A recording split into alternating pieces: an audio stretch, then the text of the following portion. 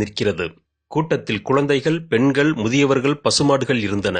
எல்லோருமே கடலையே வைத்த கண் வாங்காமல் பார்த்து கொண்டிருந்தனர். ஒருவேளை கப்பல் எதுவும் வருகிறதா என்று பார்த்தால் அதுவும் இல்லை. எல்லோரும் எதற்காக காத்திருக்கிறீர்கள் என்று கேட்டால், கோலியாக் நிஷ்கலங் மகாதேவ் மந்திருக்கு போகிறோம் என்கிறார்கள். அது எங்கே இருக்கிறது என்று கேட்டால் கடலை கைகாட்டுகிறார்கள். வெகு தூரத்தில் புள்ளியாக ஒரு வண்ணக்கொடி பறந்து கொண்டிருக்கிறது. அதுதான் கோயில், அங்குதான் போகிறோம் என்கிறது கூட்டம். படகு வருமா என்பதற்கு நடந்துதான் என்கிறார்கள். இது எப்படி சாத்தியம்? கோலியா கடற்கரையில் இருந்து 1 கிலோமீட்டர் தொலைவில் கடல் நடுவே அந்த கோயில் இருக்கிறது.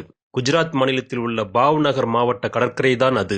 இந்த கடற்கரைக்கு பக்கத்திலேயே ஒரு சின்ன துறைமுகம் இருக்கிறது. அங்கு சரக்கு கப்பல்கள் வந்து போய் கொண்டிருக்கின்றன. கப்பல் வந்து செல்லும் பகுதி என்பதால் அந்த கடலின் ஆழம் குறைந்தபட்சம் 300 அடியாவது இருக்கும். இந்த ஆழத்துக்குள் தான் நிஷ்கலங் மகாதேவர் இருக்கிறார்.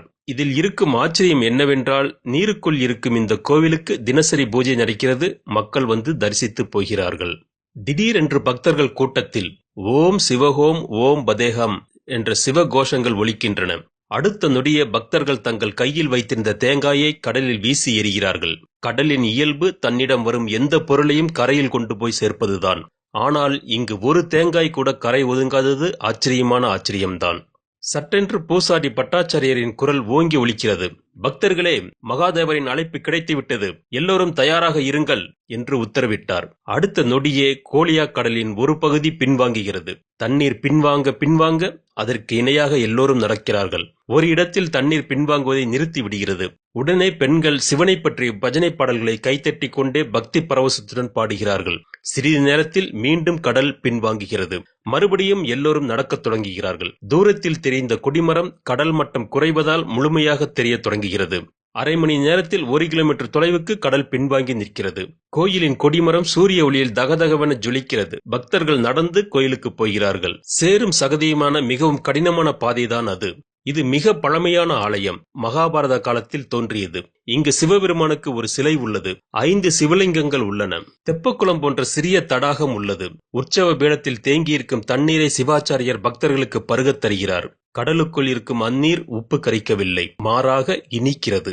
மற்றொரு அதிசயம், சிவபெருமான் சிலை பீடத்தை சுற்றிலும் ஏதோ காந்தத்தில் ஒட்டிக்கொண்ட இரும்பு துண்டுகள் போல் கடற்கரையில் பக்தர்கள் கடலுக்குள் வீசிய தேங்காய்கள் ஒட்டி கொண்டிருந்தன.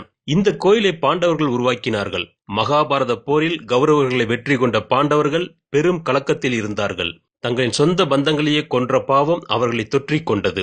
அந்த பாவத்தை போக்க கிருஷ்ணனிடம் வேண்டினர். அப்போது அங்கு தோன்றிய கிருஷ்ணர் ஒரு கருப்பு கொடியையும் ஒரு கருப்பு நிற பசுமாட்டையும் பாண்டவர்களிடம் கொடுத்தார். இந்த கொடியும் பசுமாடும் எந்த இடத்தில் வெள்ளை நிறமாக மாறுகிறதோ அந்த இடத்தில் சிவபெருமானை மனதில் நினைத்து தவம் செய்து வழிபடுங்கள், உங்கள் பாவம் தொலைந்து போகும் என்றார். பாண்டவர்கள் பசுமாட்டை தொடர்ந்து போனார்கள். பசுமாடு நாட்கணக்கில் நடந்து கொண்டே இருந்தது. நிறம் மாறியபாடில்லை. கடைசியாக கோலியா கடற்கரைக்கு வந்தபோது பசுவும் கொடியும் வெள்ளை நிறமாக மாறியது. பாண்டவர்கள் அந்த இடத்திலேயே ஆழ்ந்த தவத்தில் ஈடுபட்டார்கள். அப்போது பாண்டவர்கள் ஒவ்வொருவரின் முன்பும் ஒரு லிங்கம் சுயம்புவாக தோன்றியது. இப்படியாக 5 லிங்கங்கள் தோன்றின.